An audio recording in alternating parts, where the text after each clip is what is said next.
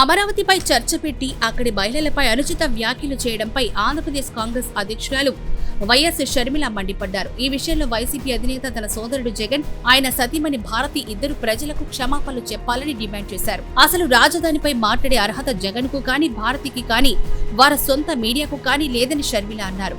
గతంలో అనేక సార్లు అమరావతి పైన, అక్కడి ప్రజలపైన, రాజధాని అమరావతికి భూములిచ్చిన రైతులపైన అనుచిత వ్యాఖ్యలు చేయడమే కాకుండా వారిని అవమానించేలా మాట్లాడారు అన్న షర్మిల, 3 రాజధానులకు వ్యతిరేకంగా ప్రజలు తీర్పిచ్చిన తర్వాత కూడా జగన్ లో మార్పు రాలేదని దుయ్యబట్టారు.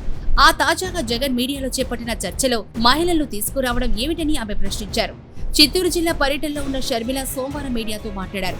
మహిళలను అవమానించే సంస్కృతి వైసీపీతోనే ప్రారంభమైందని విమర్శించారు. ఈ విషయంలో జగన్ క్షమాపణలు చెప్పడంతో పాటు భారతితోనూ చెప్పించి ఉంటే బాగుండేదని వ్యాఖ్యానించారు. జగన్ హయాంలో రాష్ట్రానికి కేర్ ఆఫ్ లేని పరిస్థితి ఉండేదని, ఇప్పుడు రాష్ట్రానికి రాజధాని నిర్మించుకుంటున్నామని పేర్కొన్న షర్మిల, ఇలాంటి సమయంలో రాజధాని అమరావతికి, అక్కడ మహిళలకు వ్యతిరేకంగా దారుణమైన వ్యాఖ్యలు చేయడం క్షమించలేని విషయమన్నారు.